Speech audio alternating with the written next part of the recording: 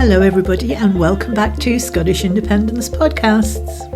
It's July, Parliament is in recess. We're all aware that we've got Holyrood 2026 getting closer and closer. So we're grateful to our good friends at Glasgow Pensioners for Indy that they have leapt into action and they're starting to engage with independent supporting parties and inviting them along to a series of talks. So this podcast, I went into Glasgow to the Bacchus Bar basement again. It's one of Never out of the place. Never out of the place. Whenever I'm in the city centre, they know me now when I go in. So I went in and recorded this. So it's a meeting that Mary McCabe of Glasgow Pensioners for Indy set up with Colette Walker, who is the leader of the Independence for Scotland party. You and I actually bumped into Colette when we were up at Bannockburn the other week, and how do we chat there? It's on that podcast that we did. I've interviewed her once before for the last Holyrood election. What the Pensioners for Indy are doing is that over some months they're hoping to have people from every independent supporting party to come and chat to them. I've already had Colin Fox. Colette was the next one of the ISP, and she talks a bit about herself and what's got her into this position where she's putting herself forward for Holyrood. She's not someone who's in it to be a career politician, but she tells you a bit about the background, and then she tells you a bit about the thinking of ISP, where to stand, and also how they will be cooperating with other smaller indie supporting parties. So it's worthwhile listening to. There's some good points made. So let's go over to the Bacchus Bar where Mary McCabe is about to introduce her guest. Our guest today is Colette Walker, who's founder and leader of the Independence for Scotland party. You founded the ISP just 5 years ago. 5 years ago, and she's been a political activist in various causes for over 20 years. She's registered blind herself and cares for her disabled son, and she fights for disability rights and equality rights all everywhere. And on an international level, of course, she's working with Salvo on the submission to the United Nations. Over to you, Colette, and tell us all about it. Okay, well, thank you for having me along today. It's a quite exciting time leading up to next year's election, but let's go back a wee bit. As Mary said, I've been campaigning as a grassroots activist for 20 odd years. Thank you for reminding me that I'm that old nowadays. But again, really it was because, as Mary said, I've got a son who is multiply disabled. He's totally blind and profoundly autistic and non-verbal. And I think really at that time it was just a constant fight for his well-being, the social services that I had to look at, education, everything that he required. It was always a fight, and I realised that I kind of neglected myself as somebody who has a visual impairment. I don't class it as a disability. I hate anything that begins with DIS. It's very negative, and I'm not a negative person. I always try and look at the positive side of things. So my visual impairment is part of me. It doesn't define me as a person, and I think I was that determined even as a younger person, even though, believe it or not, I was actually very shy and I wouldn't have said boo to a fly. I don't know how I got into this job, but never mind.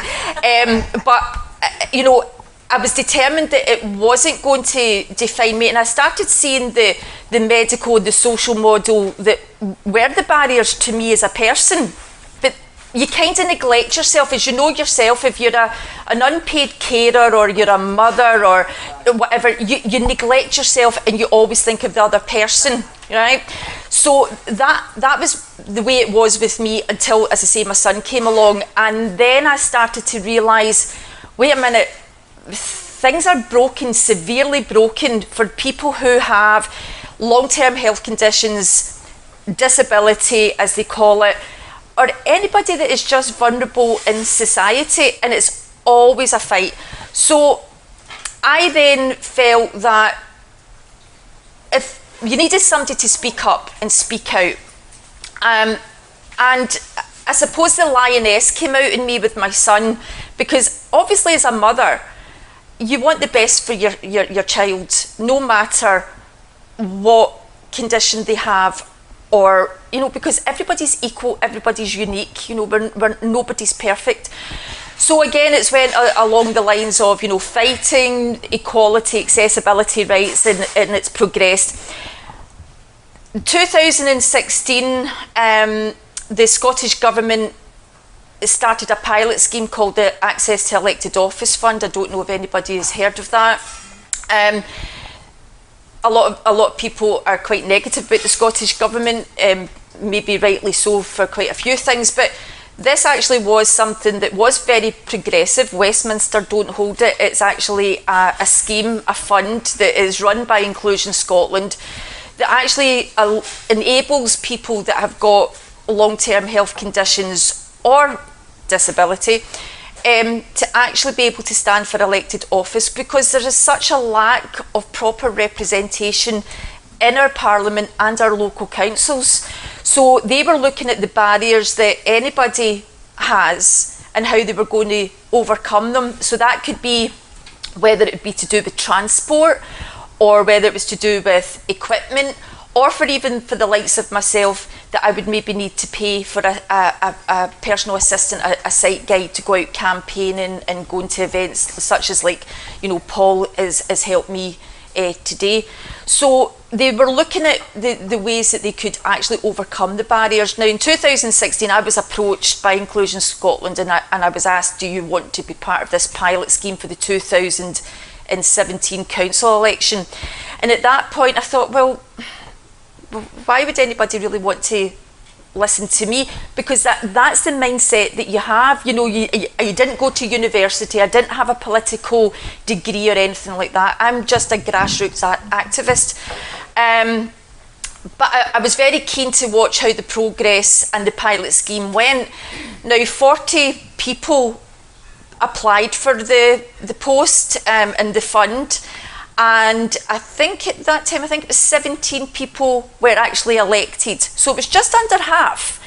And it was a split of male and female. So I thought, oh, that's actually quite interesting. So they were able to stand, and they probably might not have been able to stand for council elections if this fund wasn't there.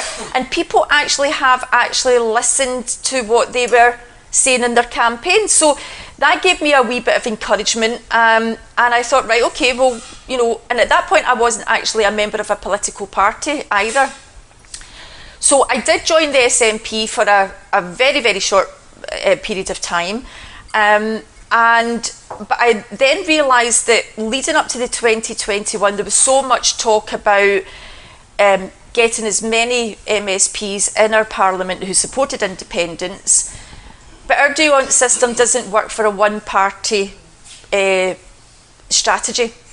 So there was a lot of talk about a regional list party, and I am not a type of person that goes into a meeting to go into another meeting to go into. I'm not a talking shop type of person. I'm very proactive. I just like to get the job done. I like to be really quite active. So I was fed up of people just talking about it. So a colleague of mine and I were talking, and we just said one night, why are we waiting for this to happen? Why don't we just do it? And I went, okay, that's fine. So, as you do, so we started looking up how to set up a political party, completely out of my comfort zone.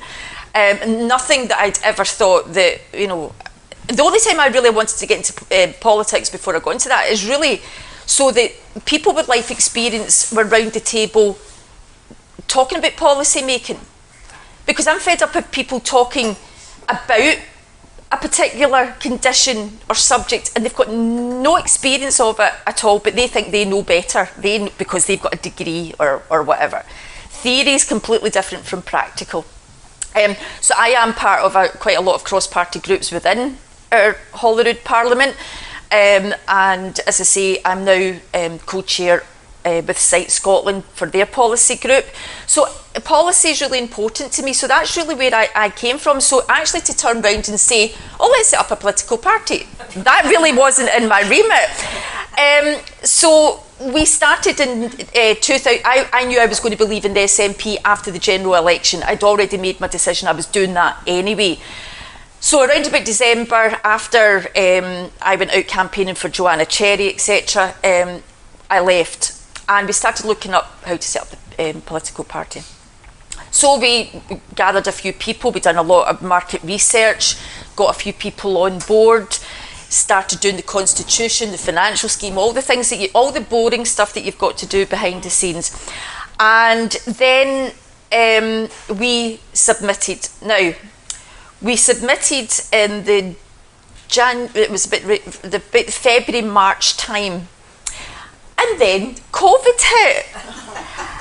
So that was fun. And at the same time, I was actually going through, I'd actually just finished my training with my guide dog, who's underneath the table here. I literally came home on the Friday, and I was still waiting to hear from the Electoral Commission whether we'd been approved or not. Brought her home on the Friday, the 13th of March, and a week on the Monday we got locked down for COVID. I went, great, I've got a guide dog, got nowhere to go with her, fantastic. So it was a very interesting time, but then I remember one day, and you remember it was beautiful weather, it was roasting, and Barley and I went out for a walk one day, as we did every day, went out for our usual walk. She was getting very bored going the same route, so was I, but we weren't allowed to go anywhere else. But I got a phone call from my colleague who'd helped set it up, and she said to me, have you looked at your emails? And I said, no, I'm out. She said, we've just been approved by the Electoral Commission. And I just went, oh my God, really?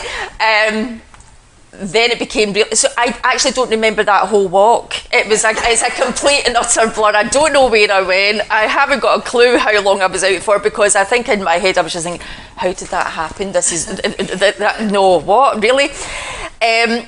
So I don't actually, COVID was a very interesting time for me. I had no time to be bored, because I was setting up a political party with an iPad on my kitchen table, gathering up, like the launch of it, the website, gathering up members, committees, vetting panels, people that wanted to stand for candidate, all the branches, bank accounts. It was 14, 15, 16-hour days, 7 days a week. It was just constant. But do you know something? It was so stimulating, and I knew I was doing it so that we could then be a regional list party and to get as many MSPs who supported independence into our parliament the following year. So through not having an inkling ever of being what they class a politician, I can't stand that word, I like to use elected representative, because that's what we're supposed to be, is your representative. I had no inclination of being where I am today, but I always say things happen for a reason. If it wasn't meant to be, I wouldn't have been doing what I was doing. So I'm here now 5 years on, as mainly most of you will know, that when it came to the final kind of few days before nominations were to be submitted, ALAPA launched, and it wasn't a decision that I was very happy with, obviously, because of all the work that I put in, but we done a democratic vote to let ALAPA stand with Alex Salmond at the helm. It didn't go our way, it didn't work. The strategy, I think, because he came in too late, it wasn't right. If he had just backed ISP, the momentum was there, our candidates were there, the message was getting out. He adopted our message and our strategy, but I think for them it was too late in the running to start, because they were just getting candidates at the last minute. Ours were vetted, they'd been campaigning, crowdfunding, etc, etc. Anyway, again, things happen for a reason. It didn't work in our favour then, but things have now moved on considerably, and we're speaking a different language now. We're now talking about, because of Salvo, ISP's always talked about Scottish sovereignty and direct democracy. Proper Scottish political structures that we've had before this fictional union, we've always been talking about that, so that's why we're quite aligned very well with Salvo. So then when Salvo came along, we're now hearing a different language: sovereignty, the claim of right, decolonisation, territorial sovereignty. There's all these different terminologies, phrases that nobody ever, liberation, not independence, all these different things that nobody was talking about 4 or 5 years ago. So again, I'm at the stage now that we're getting to this really exciting time again, the way it was when I set up ISP. We're now in a slightly different era. We're in a different chapter. Another door's open for us. And I think, as I say, things do happen for a reason. That if you got elected, I don't think we would have been much further anyway, to be fair, because there is, the political structure in our parliament, because it's an executive arm. They wouldn't give us a referendum anyway. So now where we're at with the decolonisation, it's a whole different ball game now. So I think we've actually had to go through that really bad experience in 2021 to actually get to where we are now and actually start galvanising the movement again and actually bring it back to a people movement and not a political movement. I think that's where we are now.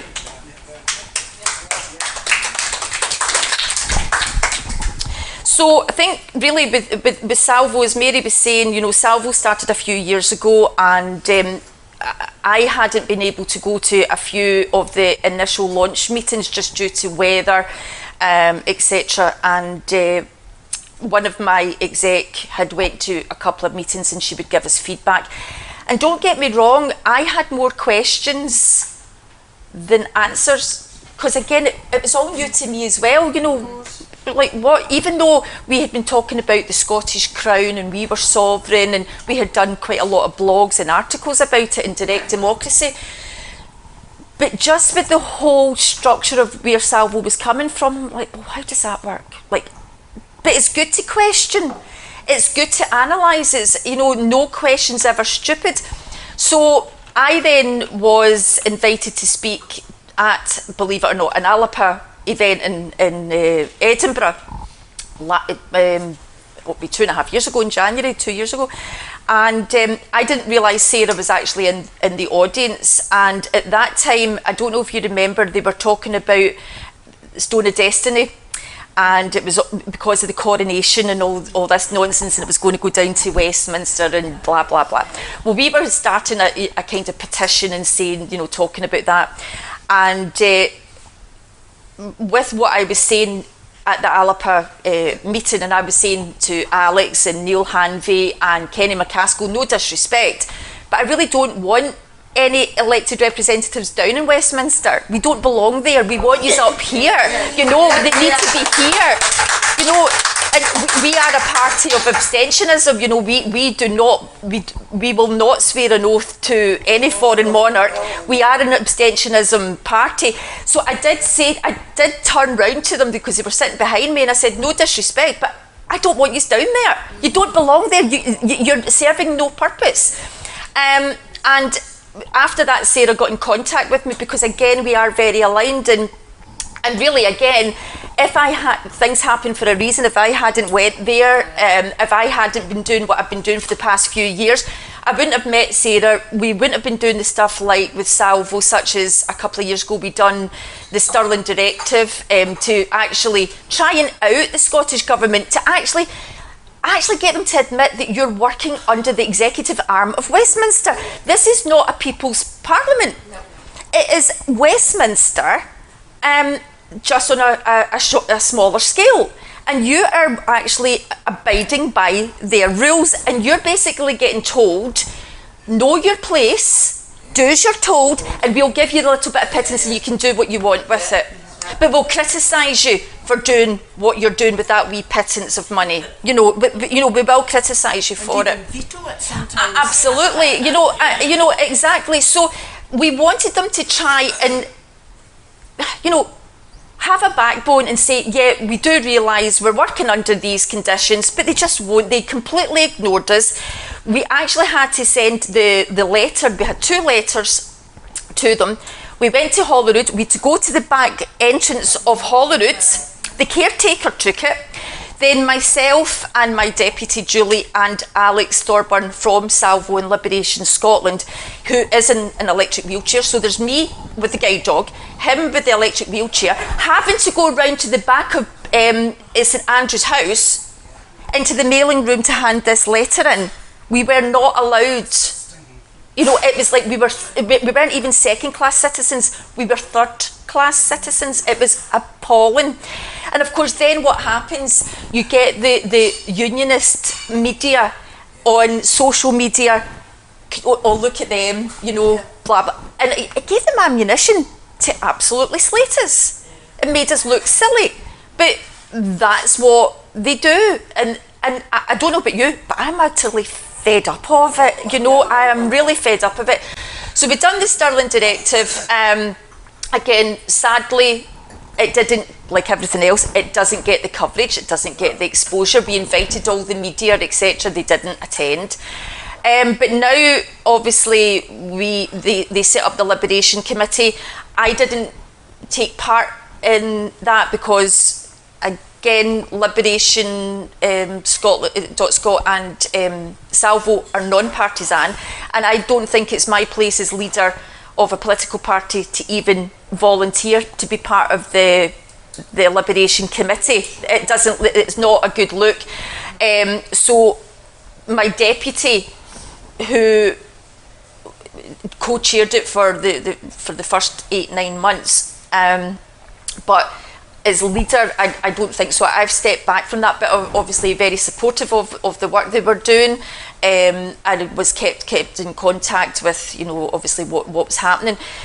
But even last year, when Sarah and we were speaking at The Hague, at the Netherlands for Scottish Independence Rally, and my case went missing, which I find very strange, but never mind, that's another story. But yes, my case went missing, and I had my iPad and all that in it, but you know, it never left Edinburgh, but Sarah's did, but you know, that's by the way. But I had medication that was in my case that I needed to take. So of course, we ended up having to get a taxi and go to the hospital in Amsterdam, big story. But even in the taxi, the guy was asking us, oh, what you're here for? And of course we started talking. And he had, again, a totally misrepresented view of how Scotland is in this union, why we're wanting independence. So Sarah and I put him right. Let's put it this way, we utilised the time in the taxi very, very well. It was a good source of getting the word out. And again, that just takes him then to go and speak to another taxi driver, or go home and say, oh, guess who was in my taxi today, or whatever. So again, communication is vital. This is where it's really important. Like, you know, I'm here today, you do your stalls, you hold meetings. Just even talking to one more person and enlightening them about what actually has happened and what's not actually happening, and let them think. And I remember saying to my dad in 2014, my dad would listen to the BBC, you know, and again, as a daughter, no matter what age I was, he always thought, well, what do you know? You're only a wee girl, kind of thing. But I remember standing with him, and I said, Dad, I'm going to ask you one question, and it's still valid today. If we were such a financial burden on Westminster, why are they so keen to keep us if we're such a drain to them? And he just looked at me and he went, oh, I never thought about it like that. Right. So you turn it on its head, because they will use every scaremongering.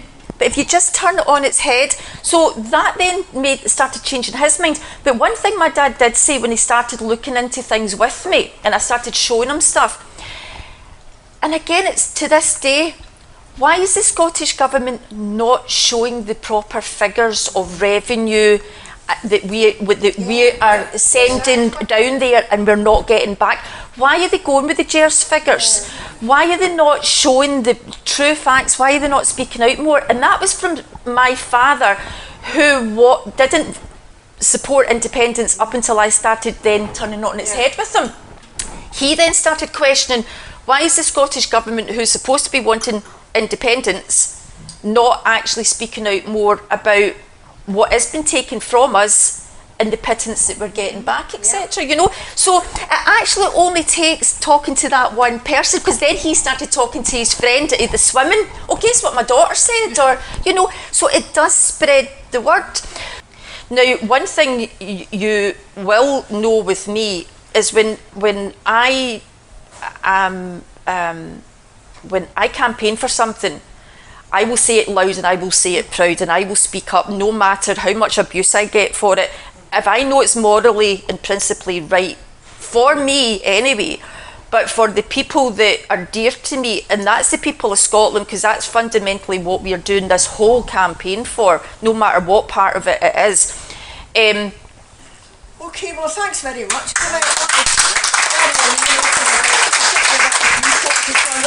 Well, I heard anyway that you were going to be banding up with other parties, pro-independence parties, and all standing under the one ticket. Yes. Could you say a wee bit about that? Okay, so that's Liberate Scotland. Basically, we need a political alliance now. So people are fed up with political parties, and believe me, I don't blame them. If I wasn't doing the job that I was doing, I wouldn't be part of a political party. You know, as I say, I was only in the SNP for a very, very short period of time. So I don't blame people for staying non-partisan. That actually doesn't matter whether if you're in a party or not. It's actually, as I say, the cross that you put on the ballot paper is the most important thing. It's the cause that you're actually making your stance on when you go to the ballot. So I think now, for many years, you've all seen it on social media, why can't you all put your differences aside? Why can't you work together? Well, we've listened to that and we have came together. As I said earlier on, we stood down for Alipar in 2021 because we felt it was the right thing to do.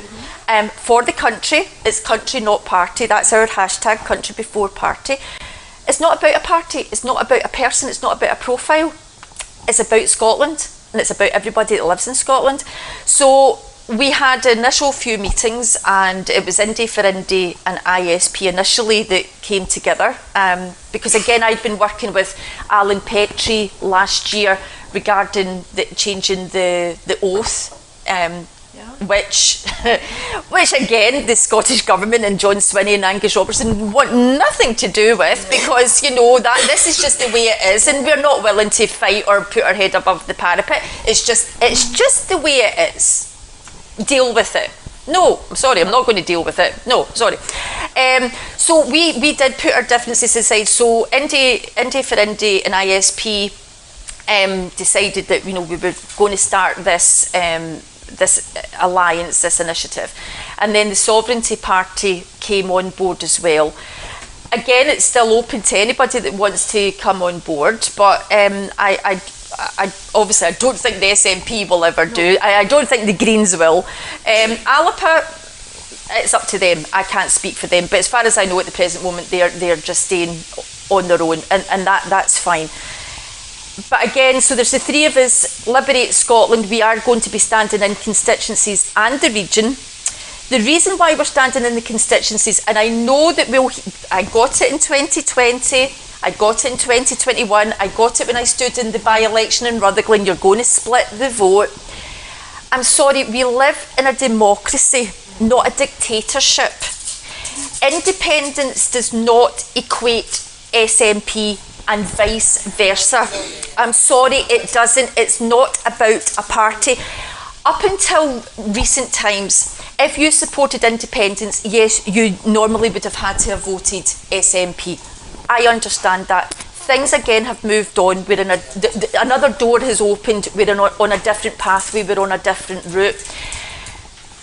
But it shouldn't be about just one party. And we've shown that, sadly, we were proven right in 2021 regarding our dual system because the SNP wanted SNP 1 and 2. What happened?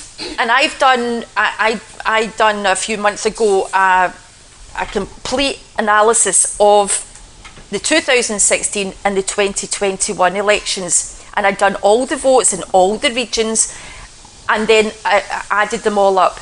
Now, in 2016, they got 4 list seats. And in 2021, they got over 1 million votes, 1,064,000 votes, and they got 2 seats. They lost 2 seats. We still will get this. But in 2011, even Alex Salmon said to me on the phone, that was a fluke. It was a complete and utter fluke. Even he admitted it. What we say again, turning it on its head, well, how many constituency seats would you like the SNP to lose to get a couple of more regional list seats? You have to turn it on its head when they come away with this kind of thing.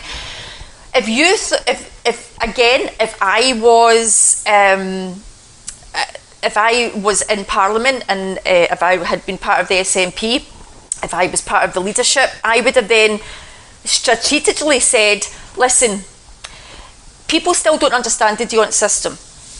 The easiest and most effective way to get a majority into our Parliament is for us not to stand any regional list candidates at all.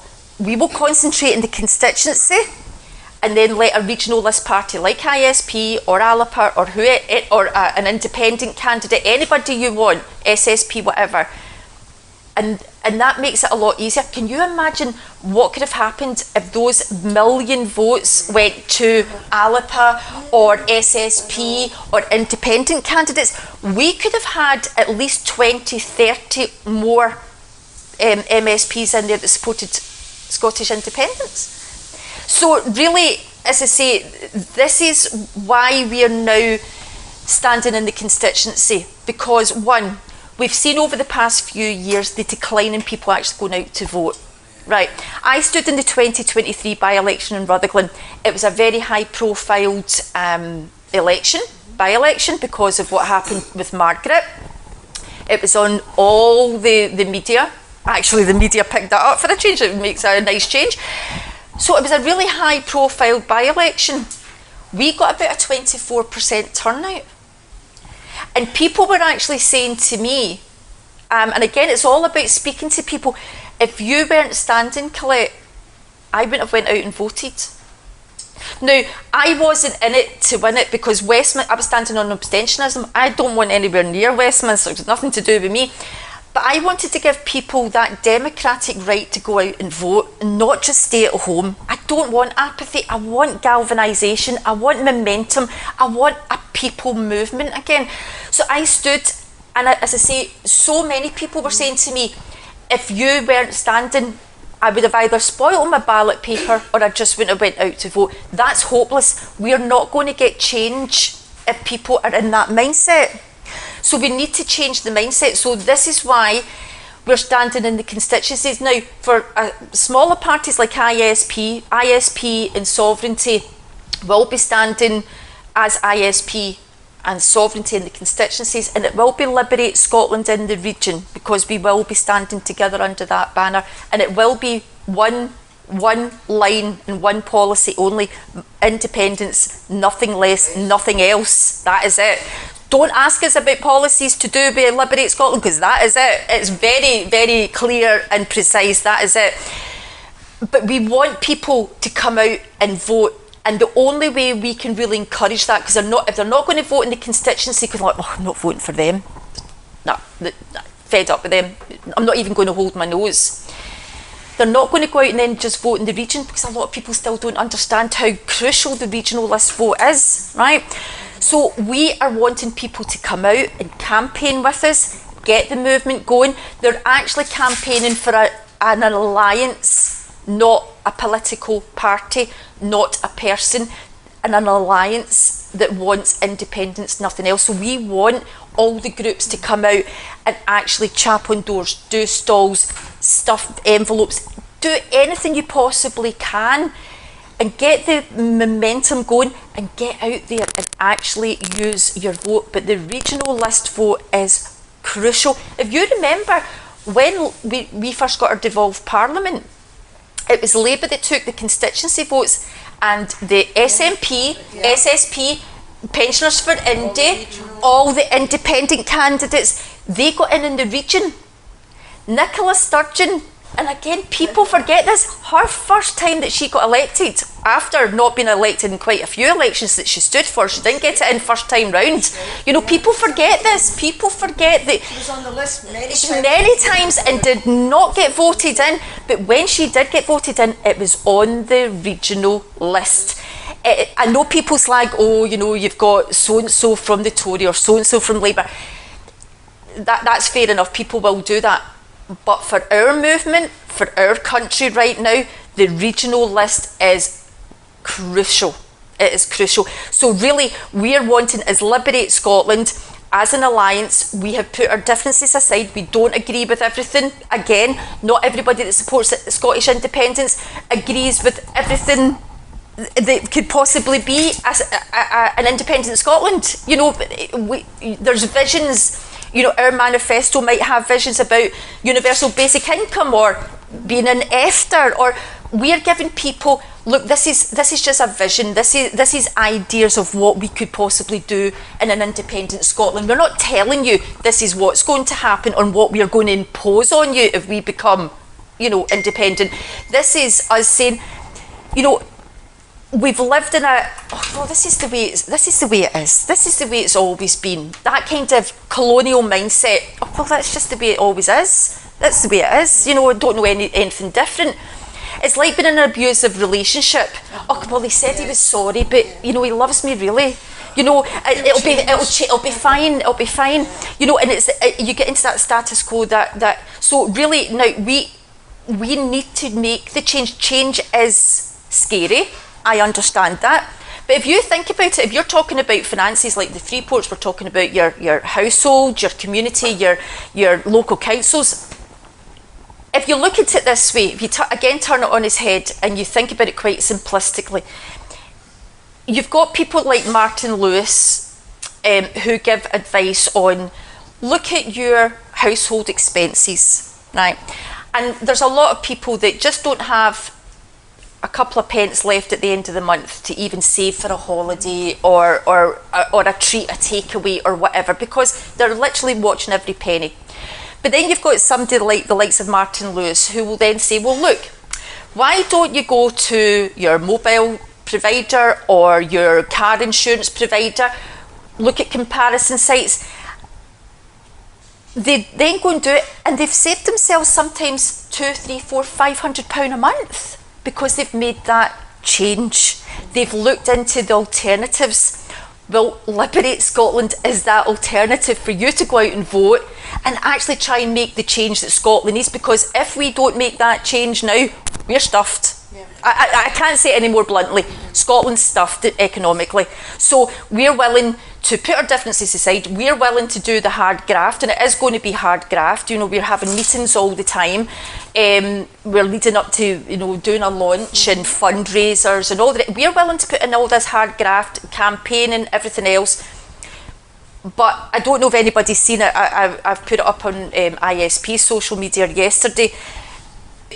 This is all part of a jigsaw. You've got the UN case, the decolonisation, which is the legal side of things. And remember, we were told there's no legal way of getting out of this union. Ha yes, guess what? You were gaslit again, because that was a lie. So there is the UN decolonising case. We've got now the political, we need to show political will. And we're willing to show that by coming together and working together and giving you the alternative to go out and vote and galvanise the movement. We need the international recognition that we have the political and the civic will that we want our country to be liberated and free from Westminster and our colonial masters. That's what they are.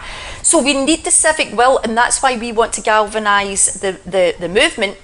But the last piece of the jigsaw, and this is where that's on social media, is the last piece of the jigsaw that we need to fit in is you next year at the ballot. You need to vote for it, because if you don't, then there's no point in the UN case. Yeah. There's no point them saying, well, yeah, you are a colony, whether it's in 2 or 3 years' time. There's no point Craig Murray going and lobbying and networking and getting at least that one country to recognise us as, you know, being a colony.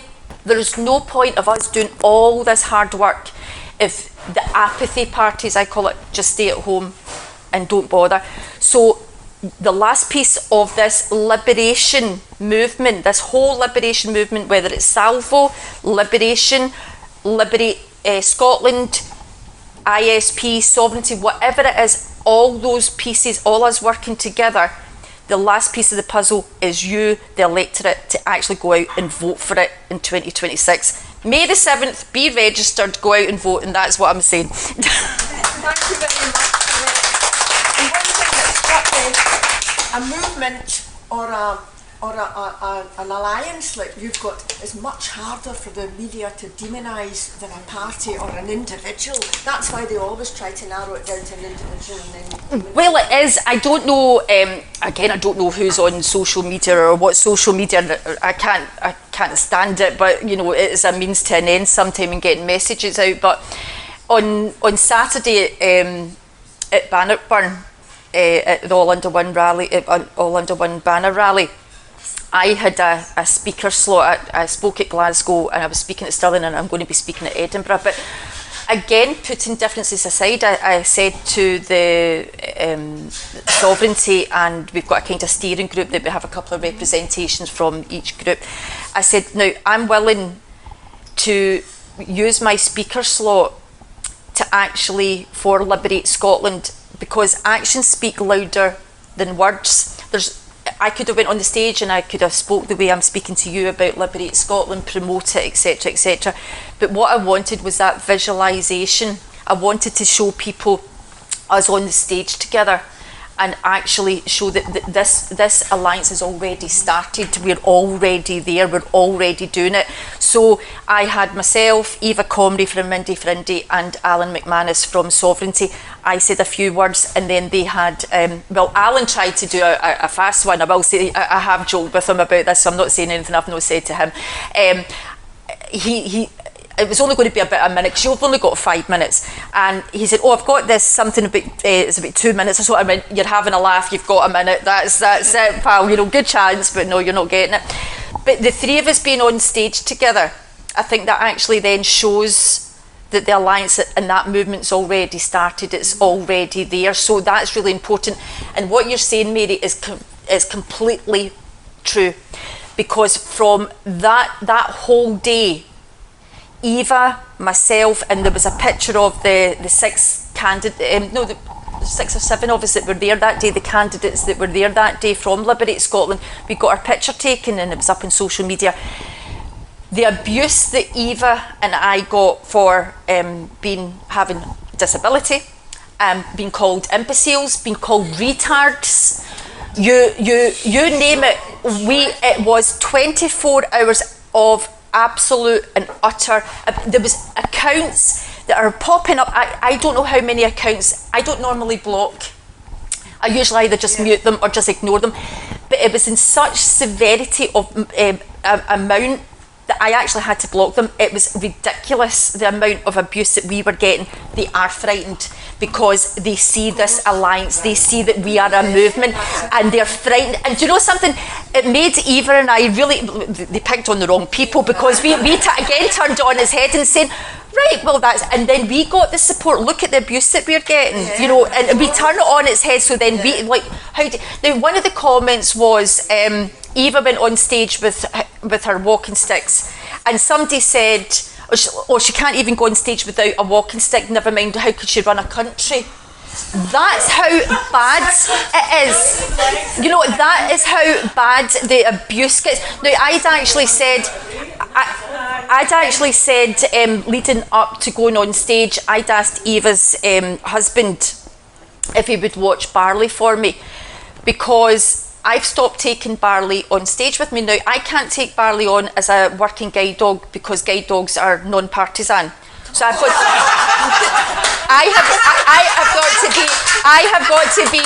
to be very careful with what I'm doing. Is that true? They've got no political. But I mean, he would be seen as a. She would be No. Yeah.